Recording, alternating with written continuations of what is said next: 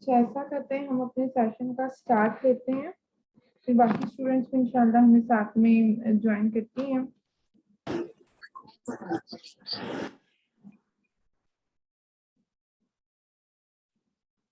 نحمده ونصلي على رسوله الكريم أما بعد فأعوذ بالله من الشيطان الرجيم بسم الله الرحمن الرحيم رب اشرح لي صدري ويسر لي أمري واحلل عقدة من لساني يفقهوا قولي اللهم فقهنا في الدين آمين.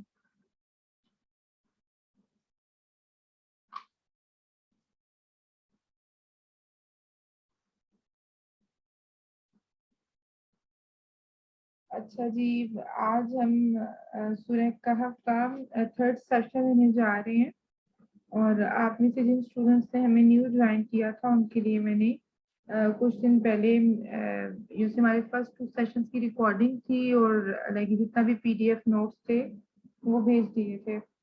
اچھا آج ہمارا تھرڈ سیشن ہے، یہ سیکنڈ لاسٹ ہے. اس کے بعد نیکسٹ فرائیڈے کو ہوگا، وہ ہمارا بالکل لاسٹ سیشن ہوگا، اس میں انشاءاللہ سورہ کہف کمپلیٹ ہو جائے گی. اب جو سا آج کا یہ اس میں تیسری کہانی جو اللہ تعالیٰ نے بیان فرمائی ہے، جیسے کہ میں نے بھی کچھ سیشن کے سٹارٹ میں ذکر کیا تھا کہ اس صورت میں اللہ تعالیٰ نے 4 کہانیوں کا ذکر کیا ہے، یعنی کہ 4 قسم کے واقعات کا ذکر کیا ہے. ایک تو اصحاب کہف بالکل فرسٹ واقعہ تھا، وہ ہم نے پڑھا تھا. دوسرا تھا جس میں ایک باغ والے کا قصہ تھا، 2 کردار، اس پہ ہم نے اچھا خاصا تجزیہ کیا. اور جو آج کا یہ تیسرا واقعہ ہے، یہ حضرت موسیٰ کے متعلق ہے کہ جب حضرت موسیٰ علیہ السلام نے سفر کیا تھا تلاش غزر میں، یہ تلاش غزر میں موسیٰ کا سفر. تو آج کی یہ سٹوری ہے وہ اس کے گرد گھومتی ہے. اچھا آپ 1 سیکنڈ ہولڈ کیجیے گا، اذان ہو گئی ہے.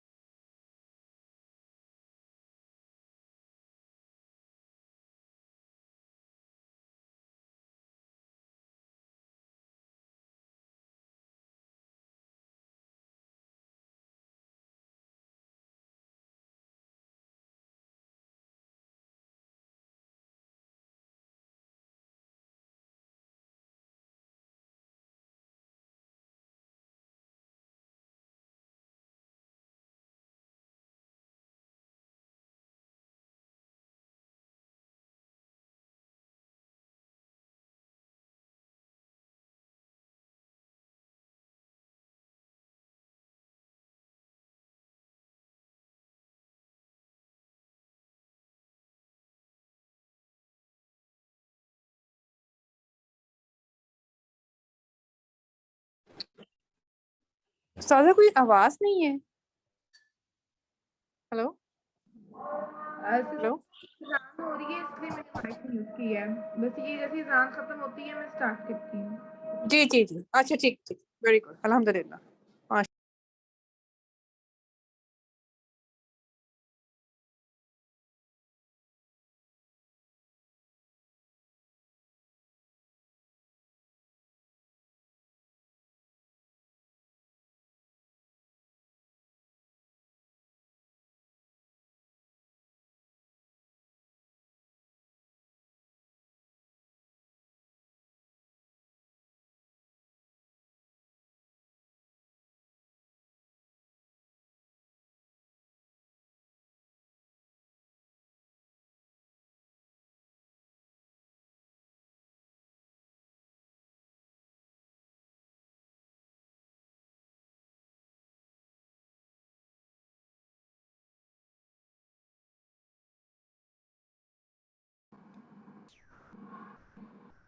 اچھا جی، یہاں پہ کیونکہ اذان سٹارٹ ہو گئی تھی اس لیے میں اپنا مائک میوٹ کر دیا تھا. بسم اللہ الرحمن الرحیم. تو آج جو ہمارا یہ ہمارا آج کا تھرڈ سیشن ہے. اس میں جو سی ہمیں اسٹوری پڑھنی ہے, جو سا لائک اس صورت کا تیسرا امپورٹنٹ واقعہ ہے, وہ ہے حضرت موسیٰ علیہ السلام کا سفر. یہ ایک آپ کہہ سکتے ہیں کہ یہ ایک یعنی کہ یہ ایک قسم کا تعلیمی سفر تھا. حضرت موسیٰ علیہ السلام نے علم حاصل کرنے کی غرض سے یہ سفر سٹارٹ کیا تھا. اس کا جو سا بیک گراؤنڈ ہے, یعنی کہ کیوں ان کو اللہ کی طرف سے حکم ملا تھا, وہ سارا انشاءاللہ ہم پڑھیں گے. لیکن لاسٹ میں اس سے پہلے, کیونکہ ہماری یہ آیت نمبر 45 سے آج کا سٹارٹ ہو رہا ہے, تو اس میں سب سے پہلے ہمارا ٹاپک ہوگا دنیا کی ناپائیداری کی مثال. یعنی کہ یہاں پہ اللہ تعالیٰ نے یہ جو دنیا کی رونقیں ہیں ان کے بارے میں بتایا ہے کہ یہ ایک دن ختم ہو جائیں گی, اور یہ سب ہمارے لیے آزمائش ہے. اس کے بعد ہم پڑھیں گے قیامت کا نقشہ. اس میں یہ آگے یاد چلیں گی. اس میں اللہ نے قیامت کے اہم واقعات کا بیان فرمایا ہے. اور اس کے بعد یوم محشر میں قیامت کے دن میں اعمال نامے ہوں گے, اس کا بیان ہے. پھر یہ جو سا اس میں ایک بہت امپورٹنٹ پوائنٹ ہے, وہ یہ ہے کہ قصہ آدم کے حوالے سے یاد دہانی. یعنی کہ یہاں پر اللہ تعالیٰ ابن آدم کو یاد دلوائیں گے کہ کس طرح سے میں نے تمہیں فرشتوں پہ فضیلت دی تھی, اور یہ ابلیس نے تم سے دشمنی کی تھی, اور تم نے آج اسی کو اپنا دوست بنا کے مجھے اگنور کر دیا ہے. اس کے بعد والی جو یہ آیات ہے اس میں اللہ نے مشرکین سے خطاب کیا ہے اور ان کو عذاب کی وعید دی ہے. اور پھر اس سے آگے والی آیات میں کافروں کی ہٹ درمی کا بیان ہے, کہ یعنی کہ کھلے دلائل لینے کے باوجود وہ کس طرح سے اپنی ضد پر, اپنی سرکشی پر ڈٹے رہے. اور اس کے بعد پھر انشاءاللہ لاسٹ میں ہم پڑھیں گے حضرت موسیٰ علیہ السلام کا سفر.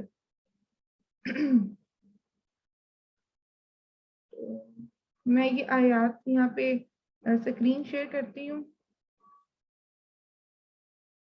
ساری آیات ہو سکتا ہے میں نہ پڑھوں, لیکن ان کی ٹرانسلیشن اینڈ تفسیر لے کے چلوں گی, کیونکہ جیسا ہمارا آج کا مین ٹاپک ہے وہ اسٹوری ہے حضرت موسیٰ علیہ السلام کی.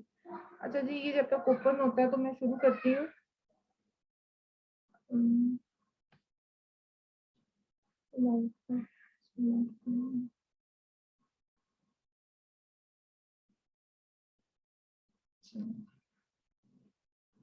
یہ نیٹ ورک ایشو کی وجہ سے نا یہ سسٹم تھوڑا سا سلو چل رہا ہے. چلے میں آیت نمبر 45 سے سٹارٹ کرتی ہوں, آگے انشاءاللہ بھی اوپن ہو جائے گا. چلے ہو گئے, اس کو دیکھتے ہیں.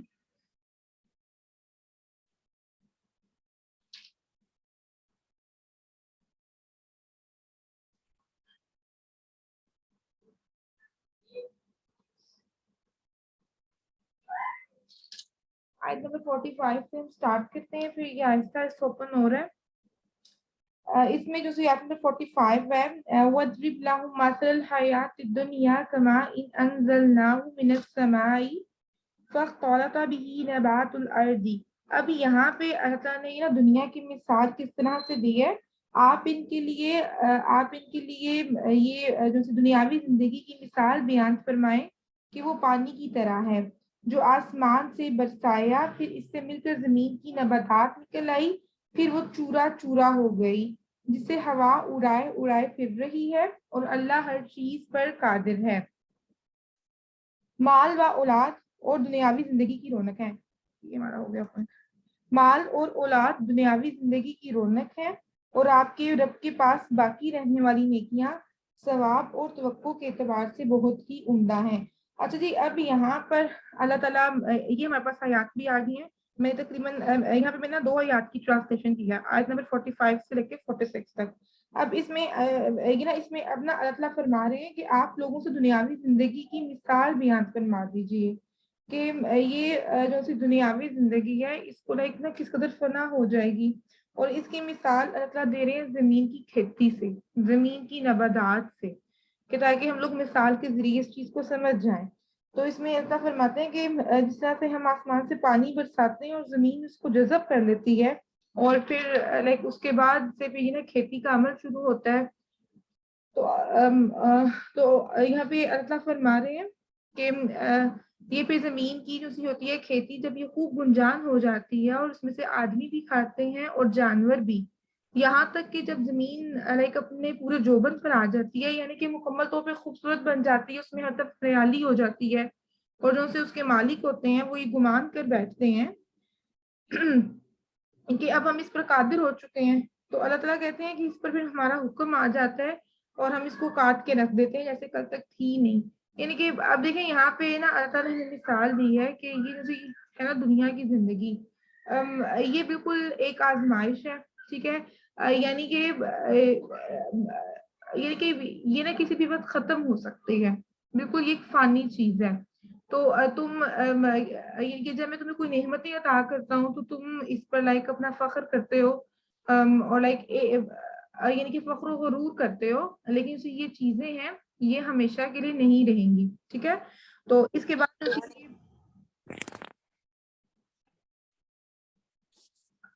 اپنا مائک پلیز آپ لوگ میوٹ کر لیں. اس کے بعد یہ جو اللہ فرمایا ہے کہ اس کی عبادت ہے نا وہ مال و اولاد سے بہتر ہے. یعنی کہ یہاں پہ اللہ ہمیں سمجھا رہے ہیں کہ تمہارا مال اور اولاد ہے تمہارے لیے بس ایک آزمائش ہے، اس کے ذریعے تم آزمائے جا رہے ہو. تو تم نے لائک اپنی اولاد اور مال میں یعنی کہ تم نے اس میں اس طرح سے گم نہیں ہو جانا کہ تم میری عبادت کو، میری ذات کو تم فراموش کر دو، کیونکہ لائک جو تمہارے لیے اصلی انعام ہے جو کہ اجر عظیم کی صورت میں ہے وہ تو میرے پاس ہی ہے. تو یہاں پہ یہ یعنی کہ سائد میں نا اللہ تعالیٰ یعنی کہ اللہ تعالیٰ ہمیں نا متوجہ کر رہے ہیں کہ ہم اللہ کی عبادت کے لیے زیادہ سے زیادہ وقت نکالیں. اور اس کے بعد جو سی آیت نمبر 46 ہے، اس میں یہ جو سے اللہ تعالیٰ فرما رہے ہیں کہ جیسے تمہارے اعمال ہیں جو تم نیک عمل کرو گے تو وہ میرے پاس ہمیشہ محفوظ رہیں گے. اب دیکھیے یہ جو سے یہاں پہ اعمال آ رہے ہیں، صالحات اعمال آ رہے ہیں، یہاں پہ یہ سے مفسرین ہیں یہ بیان کر رہے ہیں کہ یہاں پہ 5 وقت کی نمازیں مراد ہیں، اور یہ والی کلمات بھی سبحان اللہ والحمد للہ ولا الہ الا اللہ واللہ اکبر. تو اللہ تعالیٰ فرما رہے ہیں کہ تم اپنی نمازوں پہ توجہ دو اور یہ میری تسبیح بیان کرو، یہ تمہارے لیے بہتر ہے. اس کے بعد جو سی آیات آگے چل رہی ہیں 48 سے لے کے 49 تک، اس میں اللہ تعالیٰ نے قیامت کے اہم واقعات کا بیان فرما دیا ہے. یعنی کہ قیامت کی ہولناکیوں کا ذکر ہے، اور یعنی کہ اس دن میدان محشر میں کس طرح کے واقعات ہوں گے اس کا ذکر ہے کہ اللہ فرما رہے ہیں کہ جس دن آسمان زور سے ہلے گا، پہاڑ دوڑیں گے، یعنی کہ ہر چیز نا اپنی جگہ سے ہٹ جائے گی، اور زمین بالکل ایک یعنی کہ زمین بالکل نہ صاف ہو جائے گی، اس کے اوپر نہ پہاڑ ہوں گے نہ سمندر ہوں گے، اور لوگ اللہ کے آگے کھڑے ہو جائیں گے، تمام لوگ اللہ کے سامنے کھڑے ہوں گے. اور اچھا آپ دیکھیے کہ اس دن صرف اور صرف ہم انسان ہی بلکہ نا جتنی بھی مخلوقات ہیں حضرت آدم علیہ السلام کے زمانے سے لے کر تا قیامت تک، وہ تمام مخلوقات اللہ فرما رہے ہیں کہ اس میں روحیں، فرشتے اور تمام مخلوقات میرے آگے صرف باندھ کر کھڑی ہو جائیں گی اور اپنی زبان بھی نہیں ہلا سکیں گی. تو ہاں جس کو میں اجازت دوں گا بس وہ مجھ سے مخاطب ہوگا. اس کے بعد یہاں پہ اعمال ناموں کا بیان ہے آیت نمبر 49 میں. تو یہاں پہ اللہ ایک طرح سے ہمیں وارن بھی کہہ رہے ہیں کہ جو سے اعمال نامے ہیں اس میں ہر چھوٹی بڑی اور یہ کہ ہر طرح کی اچھی بری بات لکھی ہوگی، موجود ہوگی. یعنی کہ دیکھیے لیکن کچھ گناہ اس طرح سے ہوتے ہیں کیونکہ ہم لوگ یعنی کہ ہم لوگ نا چھپ کے گناہ کرتے ہیں. جس طرح سے دیکھیں اگر ہم اس کو ریلیٹ کریں اپنی لائف سے، تو یعنی کہ جب ہم کسی کی غیبت کرتے ہیں تو جو سی غیبت ہے یہ کس طرح کا عمل ہے، ہم کبھی بھی کسی انسان کے منہ پہ اس کی برائی بیان نہیں کرتے بلکہ اس کی پیٹھ پیچھے ہم اس کی برائی کر رہے ہوتے ہیں، تو یہ چیز غیبت میں آ جاتی ہے. اس طرح سے لائک جھوٹ بولنا، اور استغفر اللہ یہ جیسے نا جھوٹا بندہ ہوتا ہے، اس کا تو قرآن پاک نے بار بار اللہ تعالیٰ نے ذکر کیا ہے کہ جو سا مومن ہوتا ہے نا وہ ہر طرح کا گناہ کر سکتا ہے لیکن وہ کبھی بھی جھوٹ نہیں بولتا. تو جھوٹ بولنا، غیبت کرنا، چوری کرنا، لائک کسی پہ الزام لگانا، یعنی کہ بے شمار میں نے آپ کو یہاں پہ صرف نا 2-3 کی مثالیں دی ہیں. تو ہر طرح کا گناہ لائک یہ نا جو سا گناہ ہم اپنی آنکھوں سے کرتے ہیں، اپنے ہاتھوں سے کرتے ہیں، ہر طرح کا گناہ، تو اللہ کہتے ہیں کہ تم گناہ کر کے بھول جاتے ہو، لیکن یاد رکھو جو تمہارا نامہ اعمال ہے، لائک جو سی تمہاری نا نوٹ بک ہے، اس پہ ایک ایک چیز درج ہو رہی ہے اور اس روز وہ اوپن ہو جائے گی۔ اچھا جی، اب یہاں پر یہ ایک چھوٹی سی حدیث ہے نبی کریم صلی اللہ علیہ وسلم کی، وہ میں شیئر کروں گی کہ جب رحمت اللہ عالمین جنگ حنین سے فارغ ہو گئے تو ہم ایک میدان میں ٹھہرے جہاں معمولی سا درخت بھی نہیں تھا۔ یہ صحابہ کرام روایت کر رہے ہیں۔ آپ نے فرمایا کہ لکڑیاں جمع کر کے لاؤ، اگرچہ پتلی پتلی ہی کیوں نہ ہو۔ یہ سنتے ہی ہم نے تھوڑی سی دیر میں لکڑیوں کا ڈھیر جمع کر لیا۔ فرمایا تم اس ڈھیر کو دیکھ رہے ہو، اسی طرح تم میں سے کسی کے اوپر گناہوں کا ڈھیر ہو جاتا ہے، لہٰذا ہر شخص کو گناہوں سے بچنا چاہیے اور کوئی چھوٹا یا بڑا گناہ نہیں کرنا چاہیے، کیونکہ ایک ایک گناہ قیامت کے دن تمہارے سامنے آنے والا ہے۔ اب دیکھیے یہاں سے یہ نا ہمیں پتا چل رہا ہے۔ اچھا، کل کے اپنے سیشن میں یہ میں نے ایک حدیث بھی شیئر کی تھی دورہ قرآن کے سیشن میں، تو یعنی کہ نا اس میں اللہ تعالیٰ فرما رہے تھے، سوری حدیث کہہ گئی اس میں نا وہ لائک ایک نا آیت کا ریفرنس تھا، آیت کی تفسیر تھی، تو اس میں میں کہ نا اللہ فرما رہے تھے کہ میرے بندو تم لائک نا خود کو تم نا بڑے بڑے گناہوں سے روک لو، تو اس کا صلہ میں تمہیں کیا دوں گا کہ جو سے تمہارے چھوٹے گناہ، چھوٹی غلطیاں ہوں گی ان کو میں بخش دوں گا، یعنی کہ تم خود کو جیسے کبیرے قسم، یہ جیسے کبیرہ قسم کے گناہ ہیں، بڑے گناہ ہیں، ان سے بچا لو۔ اب اس میں لائک نا سود آ جاتا ہے، کیونکہ آئی تھنک سو والا ٹاپک سود پر ہی تھا، سود آ جاتا ہے، لائک یہ زنا وغیرہ آ جاتا ہے، جھوٹ آ جاتا ہے، اس طرح کی آ جاتے ہیں، تو یہ نہ اللہ تعالیٰ نے ہمیں فرمایا کہ تم خود کو بڑے گناہوں سے بچا لو۔ اب خیر یہ یہاں پہ مال ناموں کا بیان ہے۔ اس کے بعد اچھا، اب اس کے بعد آیت نمبر 50 میں جو سی آ رہی ہے اصل بات، وَإِذْ قُلْنَا لِلْمَلَائِكَةِ اسْجُدُوا لِآدَمَ فَسَجَدُوا إِلَّا إِبْلِيسَ، اور جب ہم نے فرشتوں سے کہا کہ آدم کو سجدہ کرو، پھر سب نے سجدہ کیا سوائے ابلیس کے، کانا من الجن، کہ وہ جنوں میں سے تھا، ففسق عن امر ربہ، پھر اس نے اپنے رب کی حکم عدولی کی، افتتخذونہ وذریتہ اولیاء من دونی وہم لکم عدو، پھر اس سے اپنے رب کی حکم عدولی کی، پھر بھی کیا تم اس سے اور اس کے ماننے والوں کو مجھے چھوڑ کر دوست بناتے ہو، حالانکہ وہ تمہارے دشمن ہیں۔ بئس للظالمین بدلا، ظالموں کے لیے بدترین بدلہ ہے۔ اب دیکھیے یہاں پہ یہ اللہ تعالیٰ نے یہ جو سا پورا واقعہ ہے حضرت آدم علیہ السلام کی تخلیق کا، وہ یہاں پہ ذکر نہیں کیا، بلکہ اللہ تعالیٰ نے لائک ایک بالکل نا چھوٹا سا یہاں پہ میں یاد دہانی کروائی ہے کہ تم یاد کرو کہ لائک میں نے کتنی محبت سے تمہاری تخلیق یہ فرمائی تھی، اور پھر میں تمام فرشتوں پر، یعنی کہ تمام فرشتوں پر میں تمہیں فضیلت دی تھی، اور یعنی کہ ان فرشتوں سے میں نے تمہیں سجدہ کروایا تھا۔ اور دیکھیں یہاں پہ اللہ تعالیٰ فرما رہے ہیں کہ الا ابلیس، ابلیس کے علاوہ سب نے تمہیں سجدہ کیا تھا، تو آج تم کیا کر رہے ہو کہ یعنی کہ میں تمہارا خیر خواہ ہوں، ٹھیک ہے، یہاں پہ ہمیں ریمائنڈر دے رہے ہیں، میں تمہارا خیر خواہ ہوں، تمہارے یہ وجہ سے میں نے یہ نا ابلیس کو دھتکارا تھا، تو تم کیا کر رہے ہو، تم آج مجھے ہی چھوڑ کر تم اپنے دشمن کو، لائک جو سب تمہارا بدترین دشمن ہے، تم اس کو دوست بنا رہے ہو۔ اب کل میں سورۃ الاعراف کا جب میں دے رہی تھی یہ سیشن، تو اس میں بھی یہی یہ نا آیات چل رہی تھی کہ جو سا ابلیس تھا، جب اللہ تعالیٰ نے اس کو لائک دھتکار دیا تھا اپنی رحمت سے، کیونکہ اسے سجدے سے انکار کیا تھا، تو بجائے لائک اس نے معافی مانگنے کے، اس نے وہاں پہ نا ڈھٹائی کا یہ نا اظہار کیا تھا، کیونکہ اس میں ایگو کی تکبر تھا، تو اس نے پھر اللہ تعالیٰ سے کہا تھا کہ آپ مجھے مہلت دے دیں، کیونکہ آپ نے ان کی وجہ سے مجھے گمراہ کیا ہے، تو آپ مجھے کم از کم اتنی مہلت دے دیں کہ میں آپ کے بندوں کو گمراہ کر سکوں۔ تو استغفر اللہ، جو اس میں آیات تھی اتنی وہ ڈرا دینے والی تھی، جس میں ابلیس نے کہا کہ میں یہ جو سا راستہ ہوگا صراط مستقیم کا، میں اس راستے پہ بیٹھوں گا، اور یہ جیسے تیرے بندے ہوں گے، ان کے دائیں سے، ان کے بائیں سے، ان کے آگے سے، ان کے پیچھے سے، ہر طرف سے میں ان پر حملہ کروں گا اور تو ان میں سے اکثریت کو تو ناشکرا پائے گا. پھر اللہ تعالیٰ نے اس کو جواب دیا تھا کہ جہاں بھی میں تجھے مہلت دیتا ہوں اور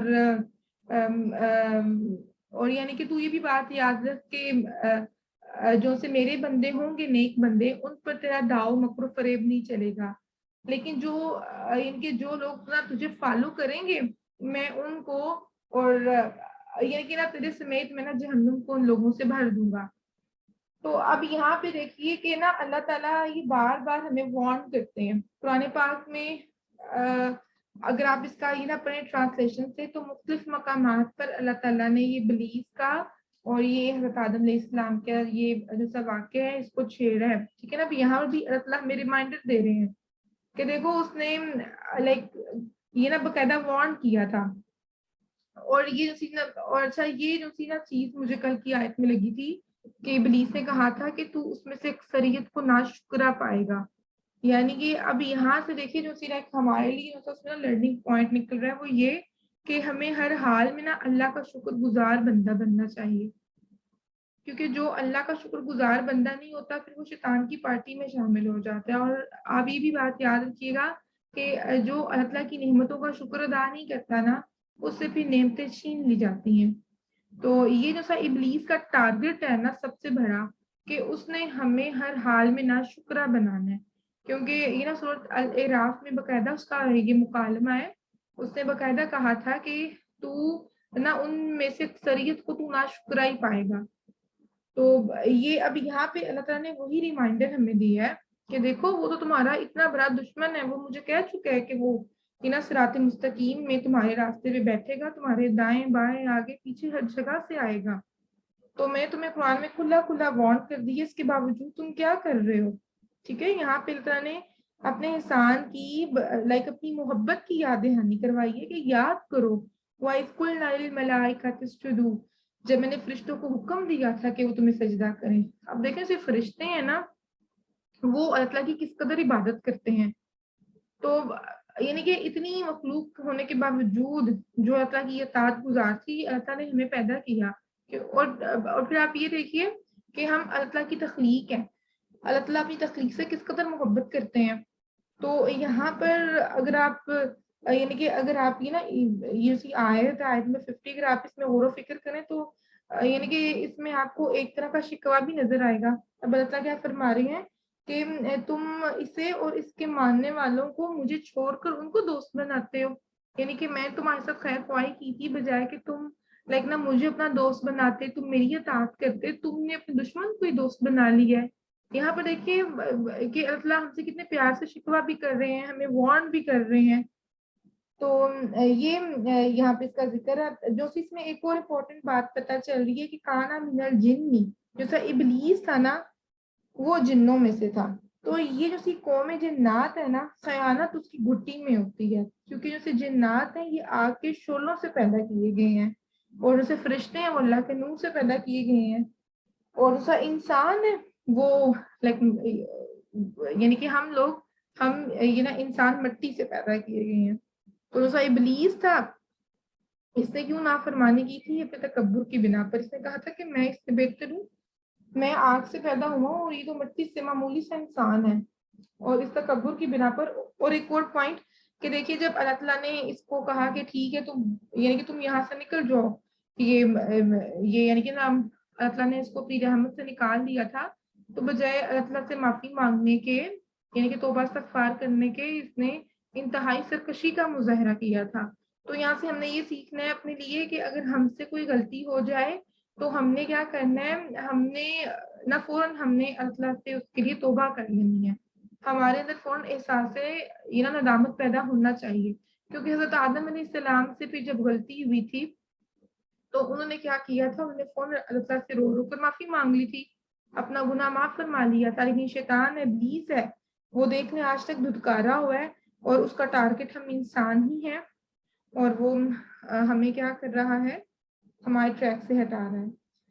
اچھا جی اب اس کے بعد اسی آیت نمبر 51 ہے، اس میں اللہ فرما رہے ہیں میں نے انہیں آسمان و زمین کی پیدائش نہیں دکھائی اور نہ ہی ان کی اپنی پیدائش میں گمراہوں کو بازو بنانے والا بھی نہیں. یعنی کہ یہاں پہ اللہ فرما رہے ہیں کہ جو سے تم نے یہ نا اپنے لائک یہ کیونکہ مشرکین نا بتوں کی عبادت کرتے تھے، اللہ کو بھی مانتے تھے اور بتوں کو بھی مانتے تھے. تو اللہ تعالیٰ کہہ رہے ہیں کہ یہ جو سے یہ نا چھوٹے چھوٹے لائک یہ جس طرح بت تم نے تراش رکھے ہیں خود، تو یہ بھی تمہاری طرح میرے غلام ہیں.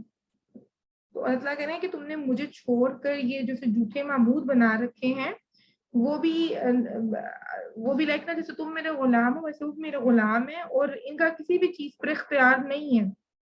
میں ہی تمام کائنات کا مستقل خالق ہوں.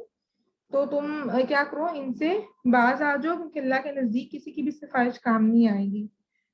اور جو سیب آگے ہے آیت نمبر 52 53، اس میں اللہ مشرکین سے خطاب کر رہے ہیں. اور یہاں پہ نا اللہ فرما رہے ہیں کہ قیامت کے دن جب میدان محشر میں یہ جو سے مشرک ہیں، جب میں ان کو پکاروں گا کہ آج بتاؤ آج تمہارے جھوٹے معبود کہاں ہیں، تو یہ لائک میری اس پکار کا جواب نہیں دے سکیں گے. پھر لاکھوں فرشتے ان کو گھسیٹ کر یہ جہنم میں لے کر آئیں گے. تو اس دن ان کے لیے ذلیل و خواری کا دن ہوگا. اب اس کے بعد ہی نا کافروں کی ہٹ گرمی کا بیان ہے. اور پھر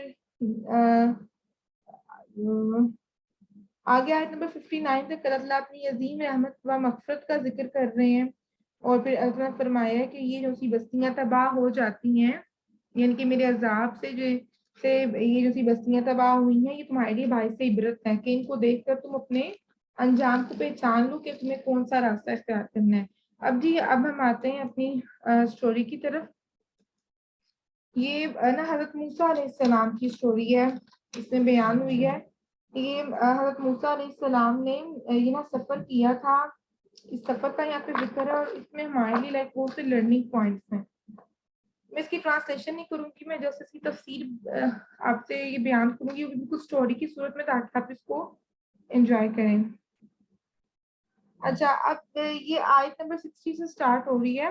تو ہم تھوڑا سا پہلے اس کا ہم دیکھ لیتے ہیں بیک گراؤنڈ کہ آخر یہ یعنی کہ واقعہ کیوں پیش آیا تھا.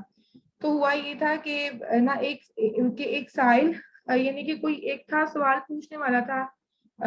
تو نا اس کو حضرت موسیٰ علیہ السلام نے کہا تھا کہ اس وقت دنیا میں مجھ سے بڑا عالم کوئی نہیں ہے. عالم یعنی کہ نا اللہ تعالیٰ نے سب سے زیادہ علم مجھے عطا کی ہے، تو اس وقت دنیا میں مجھ سے بڑا عالم کوئی نہیں ہے. تو اللہ تعالیٰ کو نا حضرت موسیٰ کا یہ جملہ پسند نہیں آیا تھا.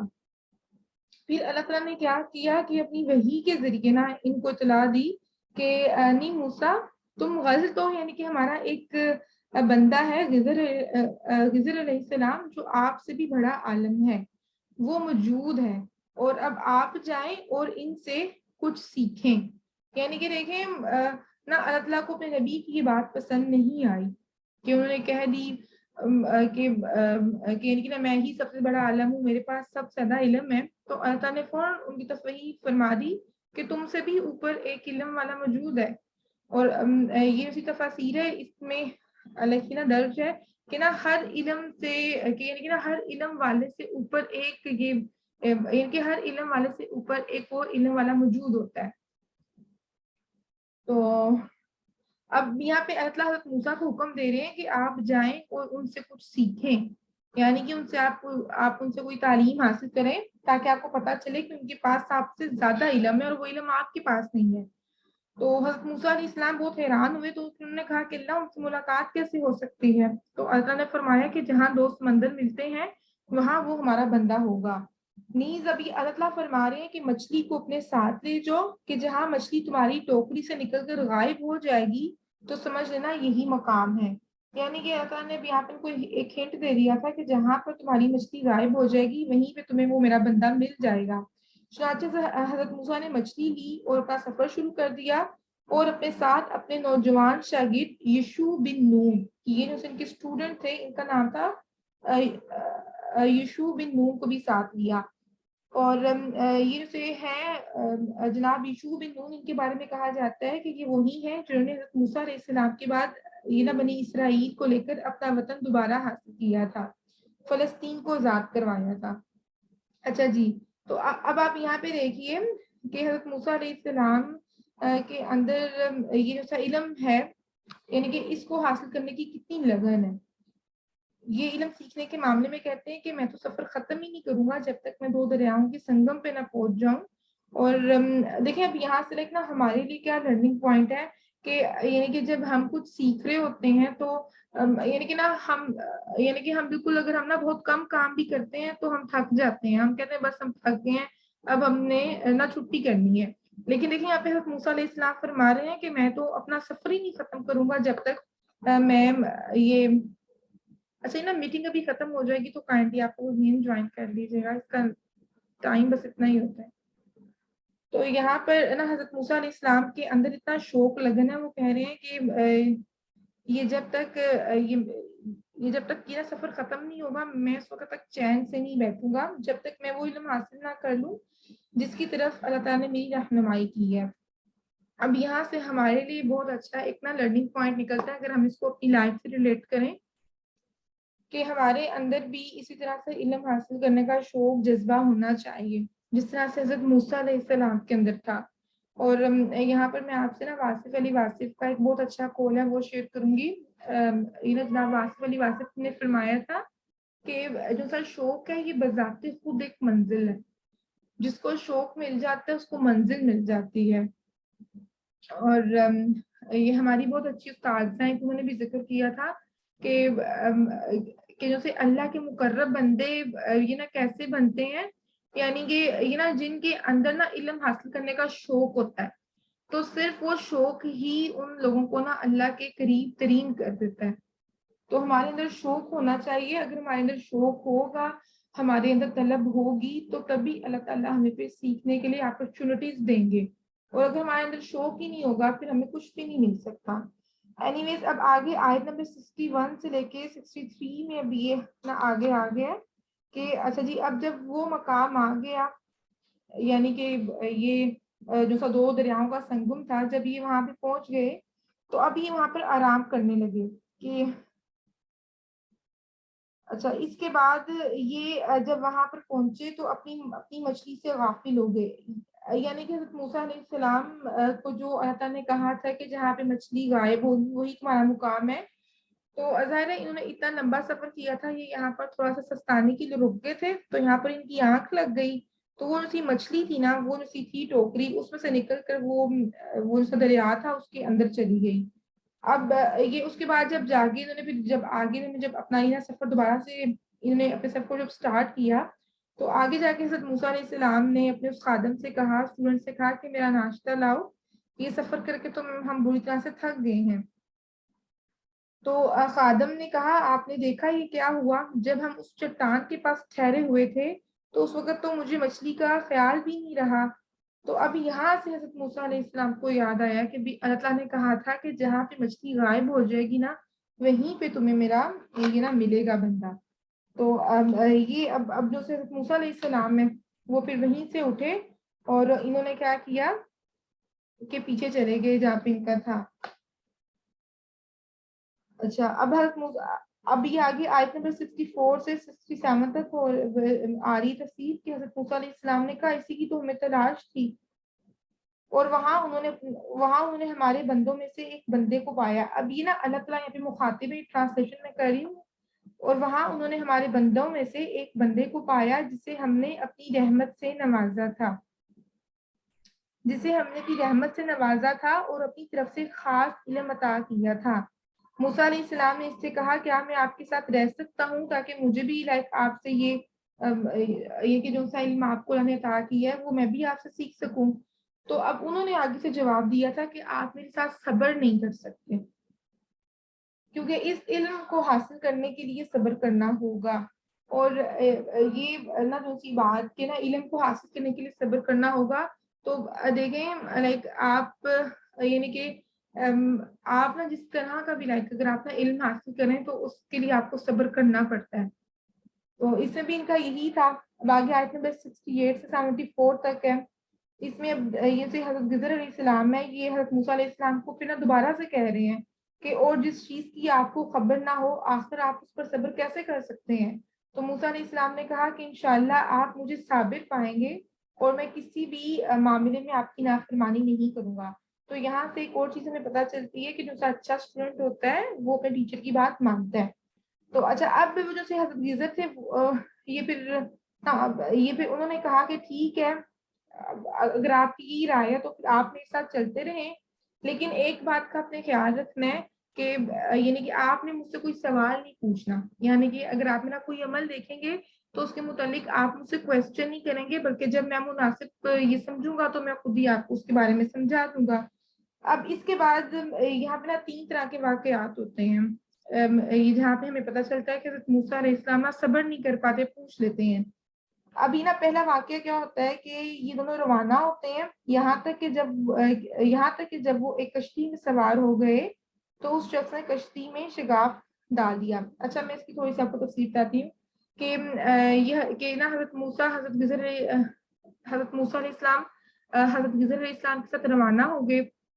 तो आगे इन्होंने तो आगे ना तो आगे कश्ती थी, यानी कि आगे दरिया था जिसको उन्होंने क्रॉस करना था। तो वो उसी कश्ती में लाइक इन्होंने वहाँ सवारी ले ली। तो अब जो से वो थे हज़रत खिज़र, उन्होंने उस कश्ती में ना सुराख कर दिया, यानी कि उस कश्ती को उन्होंने ना ऐबदार बना दिया, बड़ी अच्छी सी वो कश्ती थी।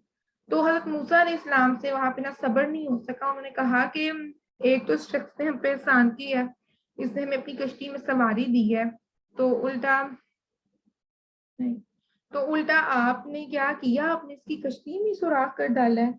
ज़ाहिर है वो ना नबी थे तो उनके सामने एक बुरा काम हो रहा था, उल्टा काम। तो अब उन्होंने कहा कि मैं तुमसे कहा था तुम मेरे साथ सब्र नहीं कर सकोगे। तो यहाँ पे फिर लाइक उन्होंने बहुत हम्बल अंदाज में उनसे माफी मांगी और कहा कि अच्छा अब मैं दोबारा आपसे ना इस तरह का सवाल नहीं करूंगा, आप अभी मुझे माफ कर दीजिए, मेरे साथ आप ये ना सख्ती से काम ना लीजिए, ठीक है। अच्छा, अब इसके बाद ही ना दूसरा वाकया क्या हुआ था यानी कि इनको ना रास्ते में एक ना लड़का मिला था, और वो लड़का अभी छोटा था, कमसन था। तो हजरत खिज़र अलैहिस्सलाम ने उस लड़के को पकड़ के कत्ल कर दिया।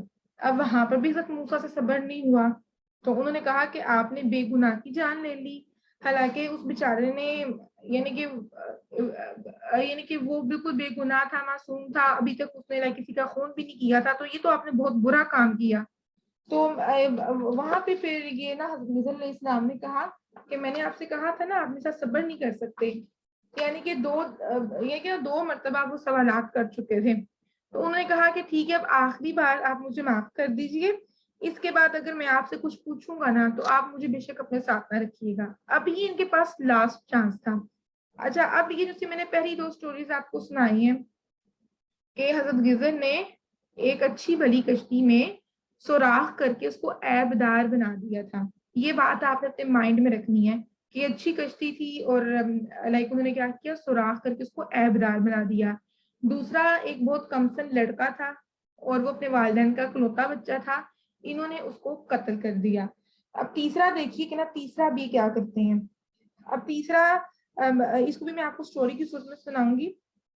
या तीसरा ये था कि ये आगे जिस बस्ती में जाते हैं तो ये ना बस्ती वालों से ना खाना मांगते हैं, तो बस्ती वाले इनको इनकार कर देते हैं। तो वहां पे ये देखते हैं कि एक घर की ना दीवार थी जो बिल्कुल गिरने के करीब थी। तो हजरत गिजर अलैहिस्सलाम ने ये ना दोबारा उस दीवार को कायम कर दिया, यानी कि उस दीवार को ठीक कर दिया। तो अब हजरत मूसा अलैहिस्सलाम से उनसे फिर सब्र नहीं हुआ, उन्होंने कहा कि अगर आप चाहते तो आप इस काम की उजरत भी ले सकते थे, क्योंकि इन्होंने हमें खाना नहीं दिया और आपने मुफ्त में इनका काम कर दिया है।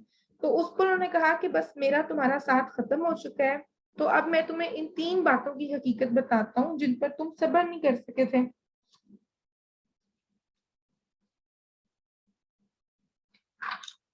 एक सेकंड आप मुझे दीजिएगा प्लीज, मैं अपना कुरान का ओपन कर लूँ।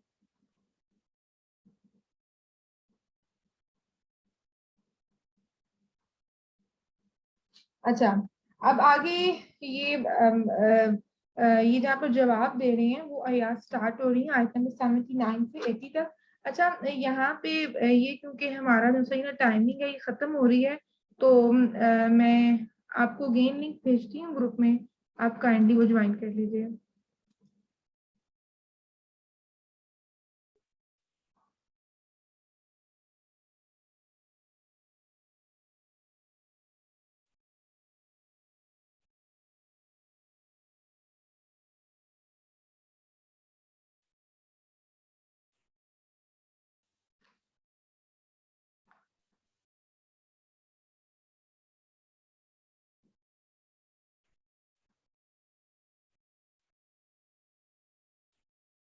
اچھا جی، بسم اللہ الرحمن الرحیم.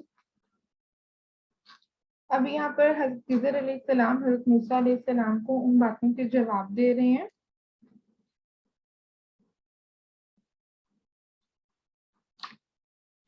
تو یہ جواب سٹارٹ ہو رہے ہیں آیت نمبر 79 سے لے کر آیت نمبر 80 تک. تو اب یہاں پہ یہ حضرت موسیٰ علیہ السلام کو بتا رہے ہیں کہ یہ جو سا فرسٹ معاملہ تھا یعنی کہ کشتی والا معاملہ، اس کا معاملہ یہ ہے کہ وہ چند غریب آدمیوں کی کشتی تھی جو کہ دریا میں محنت اور مزدوری کرتے تھے. میں نے چاہا کہ اسے عیبدار کر دوں کیونکہ آگے ایک ایسے بادشاہ کا علاقہ تھا جو ہر کشتی کو زبردستی چھین لیتا تھا. اب یہاں پہ آپ دیکھیے کہ حضرت خضر نے یعنی کہ اس کشتی کو عیبدار کیوں کیا، کیونکہ آگے جو سا بادشاہ تھا، اب وہ بتا رہے ہیں کہ آگے وہ جو سا بادشاہ تھا جہاں پہ اس کشتی نے سواری نے جانا تھا، وہ ان کی اچھی خوبصورت اور نفیس قسم کی کشتیوں پر قبضہ کر لیتا تھا. اور یہ مزدور دار آدمی تھا جو سا اس کا سورس آف انکم تھا، یہ جو سا اس کی زندگی کا دار و مدار تھا، وہ صرف اور صرف اس ایک کشتی کے اوپر تھا.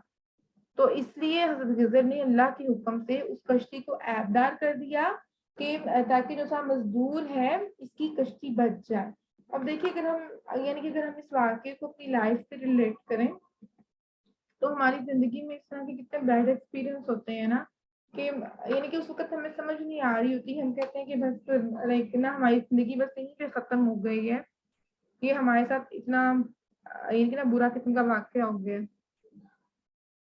تو یہ یہاں سے اس کا لرننگ پوائنٹ مل رہا ہے کہ اللہ تعالیٰ یعنی کہ بعض اوقات یعنی کہ جس طرح سے اس کشتی کو عیبدار اس لیے کیا گیا تھا کہ آگے بادشاہ اس کشتی کو چھین نہ سکے، کیونکہ بادشاہ کا جو سا کام تھا وہ خوبصورت اور نفیس قسم کی کشتیوں کو چھینا کرتا تھا.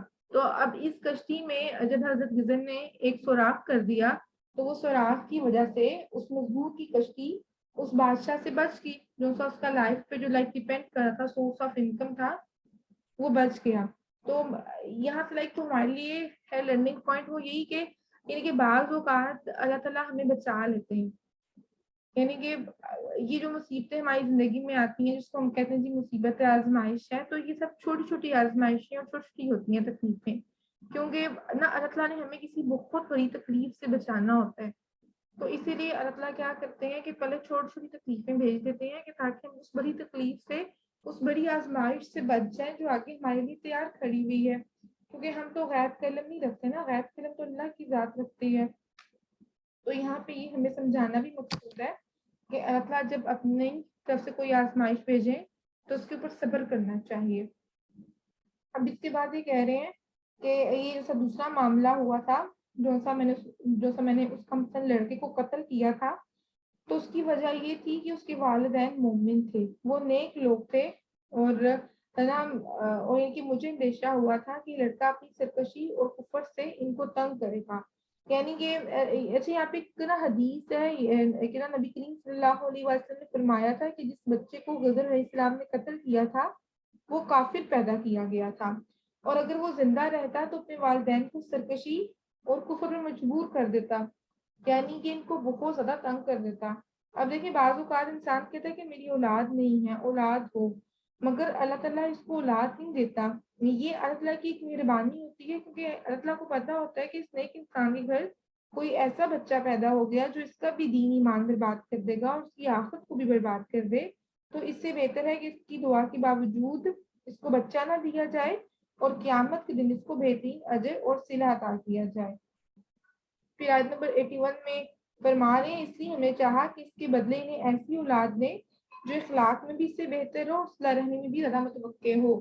یعنی کہ وہ جو سا بچہ تھا وہ کیونکہ اپنے کفر پر ہی پیدا ہوا تھا، تو نہ اللہ تعالیٰ نے اس بچے کو ختم کروا دیا. پھر اللہ تعالیٰ کہہ رہے ہیں کہ میں ان کو یعنی کہ ایسی اولاد دوں گا جو کہ یعنی کہ ایمان کے حوالے سے نیک ہوگی. اچھا جی، اب اس کے بعد آیت نمبر 82 میں ہے جو سا تیسرا معاملہ تھا دیوار کا معاملہ، کہ حضرت موسیٰ علیہ السلام نے ان سے کہا تھا کہ بھی آپ نے فری میں ان کی دیوار ٹھیک کر دی ہے حالانکہ ان بستی والوں نے ہم سے ہمیں کھانا بھی نہیں دیا. تو اب یہاں پہ یہ کہہ رہے ہیں کہ اس دیوار کا معاملہ یہ ہے کہ یہ 2 یتیم لڑکوں کی ہے جو اس شہر میں رہتے ہیں. اس دیوار کے نیچے ان بچوں کے لیے ایک خزانہ دفن ہے اور ان کا باپ ایک نیک آدمی تھا. اس لیے تمہارے رب نے چاہا کہ جب یہ دونوں بچے بالغ ہو جائیں, یعنی کہ جب یہ دونوں بچے میچور ہو جائیں, اس قابل ہو جائیں, تو اپنا خزانہ نکال لیں.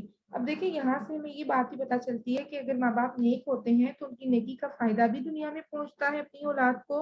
یعنی کہ اگر یہ یعنی کہ اگر ماں باپ نیک ہیں تو جب تک وہ زندہ ہیں یا پھر اگر وہ فوت بھی ہو جائیں تب بھی ان کی نیکی کا بدلہ ان کی اولاد کو دنیا میں فائدہ دیتا ہے.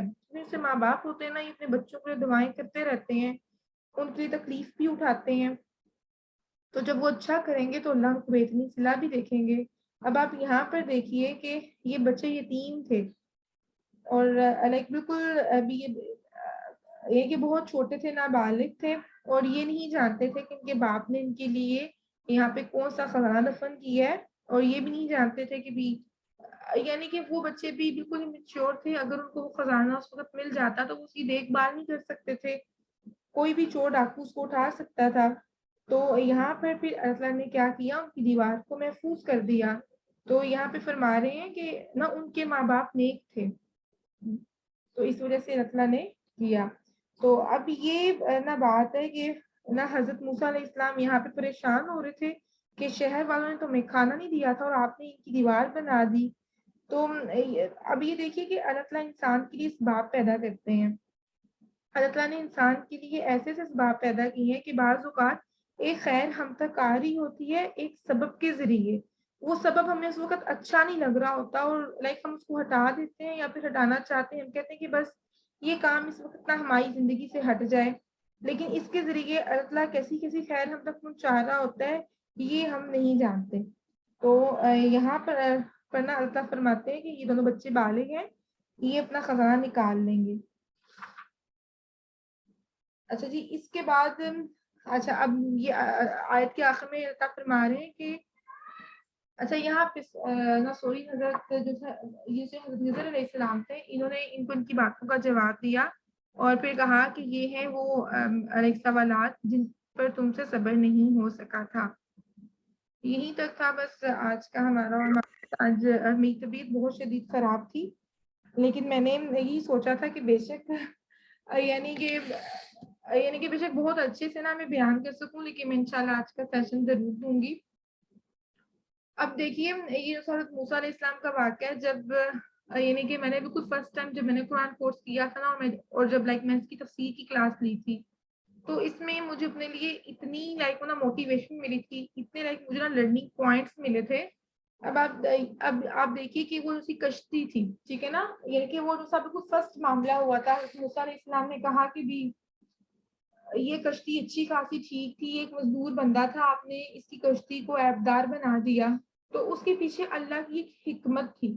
اللہ تعالیٰ نے اس مزدور دار آدمی کی کشتی کو عیبدار کیوں بنایا, کیونکہ آگے جہاں پہ ان کی کشتی نے رکنا تھا وہاں پہ ایک بادشاہ حکومت کرتا تھا, اور اس بادشاہ کا معمول تھا کہ وہ ہر خوبصورت اچھی نفیس کشتی کو مزدوروں سے چھین لیا کرتا تھا. اور اس مزدور کے پاس جو اس کا سورس آف انکم تھا وہ صرف ایک کشتی تھی. اگر بادشاہ چھین لیتا تو مزدور اس کی اولاد تو بھوکے مر جاتے. تو بظاہر وہ سا سوراخ تھا, وہ بہت عجیب لگ رہا تھا, بڑا عیبدار معمول, یعنی کہ وہ نا بہت عیبدار لگ رہا تھا, لیکن اس کے پیچھے اللہ کی حکمت تھی کہ آگے ظالم بادشاہ سے نا اس کی کشتی کو بچا لیا جائے. تو ہماری زندگی میں بھی ایسے واقعات ہوتے ہیں, یعنی کہ اللہ تعالیٰ کی حکمتیں ہوتی ہیں. اس وقت ہمیں سمجھ نہیں آ رہا ہوتا, ہم کہتے ہیں کہ ہماری لائف میں اتنی بڑی ٹریجڈی کیوں ہوگی, اتنا بڑا نقصان کیوں ہو گیا. تو ہم نہیں جانتے کہ اس ٹریجڈی, اس چھوٹے نقصان کے ذریعے اللہ تعالیٰ نے آگے آنے والے بڑے نقصان سے ہمیں بچانا تھا. ہم نہیں جانتے کہ ہماری زندگی میں آگے کون سا ظالم بادشاہ موجود ہے جو ہماری کشتی پہ قبضہ کر لے, ٹھیک ہے, کیونکہ ہم نے اس کو اپنی لائف سے ریلیٹ کرنا ہے نا, تبھی ہمارے عمل میں اترے گا. تو اللہ تعالیٰ کی یعنی کہ ہر کام میں نا اللہ تعالیٰ کی کیا ہوتی ہے, مصلحت ہوتی ہے, حکمت ہوتی ہے, جسے ہم نہیں جانتے. پھر دوسرا تھا وہ جہاں پہ اس بچے کا قتل کر دیا گیا تھا. تو اللہ تعالیٰ نے کیا فرمایا کہ میں اس کے والدین کو دوبارہ نئی اولاد دے دوں گا، لیکن اسے یہ بچہ یہ ان کے حق میں بہتر نہیں ہے، اس لیے میں اسے واپس لے رہا ہوں۔ تو کیا ہوتا ہے کہ لائک نا بعض اوقات ہماری زندگی میں کچھ چیزیں، کچھ رشتے، کچھ انسان ہمیں بہت محبوب ہوتے ہیں، لیکن وہ ہم سے لے لیے جاتے ہیں ہماری اتنی دعاؤں کے باوجود بھی۔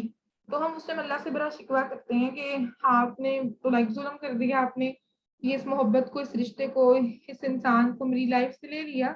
تو دیکھیے اس کے پیچھے حکمت ہوتی ہے، اللہ تعالیٰ نہیں جانتے کہ لائک وہ لائک مستقبل میں اس انسان، اس رشتے کی وجہ سے ہمیں کس طرح کی تکلیف مل سکتی ہے، ہم نہیں جانتے۔ تو اللہ تعالیٰ اس بڑی تکلیف سے ہمیں بچانے کے لیے نا کیا کرتے ہیں کہ لائک نا اس بندے سے، اس رشتے سے ہمیں دور کر دیتے ہیں۔ اب وقتی طور پہ اس بچے کے ماں باپ روئے ہوں گے کہ ہمارا بچہ قتل ہو گیا، لیکن اللہ تعالیٰ نے کیا فرمایا کہ میں ان کو اچھی اولاد عطا کر دوں گا، کیونکہ اگر یہ بچہ اپنے کفر پر پیدا ہوا ہے، اگر یہ ان کے پاس رہا تو ان کی ایمان کو خراب کر دے گا۔ تو اللہ تعالیٰ نے اپنے بندے کا اچھا سوچا، اگر ایک چیز لی تو اس کے بدلے میں اچھی چیز عطا کر دی۔ تو یہاں سے بہت زیادہ لرننگ پوائنٹس ہیں، کیونکہ ہماری آزمائش لائک ہمارے محبوب رشتوں میں ہی ہوتی ہے۔ ہم کہتے ہیں کہ فلانا ہمارا بندہ ہم سے الگ ہو گیا، فلانے نے چھوڑ دیا، یہ رشتہ ہم نے کھو دیا، تو اس کے پیچھے نا اللہ کی ایک بہت بڑی حکمت ہوتی ہے، کیونکہ اللہ کے حکم کے بغیر پتا بھی نہیں ہل سکتا۔ اب اس کا تیسرا تھا وہ اسی 2 یتیم جو سے بچے تھے، ان کی وہ جیسے گھر کی دیوار تھی، اب اس میں کتنی بڑی حکمت تھی کہ وہ بچے بہت چھوٹی عمر کے تھے، وہ بچے اپنے خزانے کی حفاظت نہیں کر سکتے تھے۔ اب یہاں پہ اللہ فرما رہے ہیں کہ اس کے والدین تھے وہ نیک تھے، تو اس وجہ سے ہم نے ان کی حفاظت فرمائی۔ تو یہاں سے ہمیں پتہ چلتا ہے کہ اگر والدین نیک ہوں، اپنی لائک یعنی کہ اگر وہ اپنی زندگی میں اچھے اعمال کرتے ہوں تو اس کا صلہ ان کی اولاد کو، ان کے آگے آنے والی نسلوں کو ملتا ہے۔ تو یہیں تک تھا الحمدللہ ہمارا سیشن۔ ابھی برا آپ ہے ہمارے ساتھ، اگر آپ نے کچھ کہنا ہے، کوئی سوال جو چیز آپ کو سمجھ نہ آئی ہو تو کائنڈلی آپ شیئر کر دیجیے۔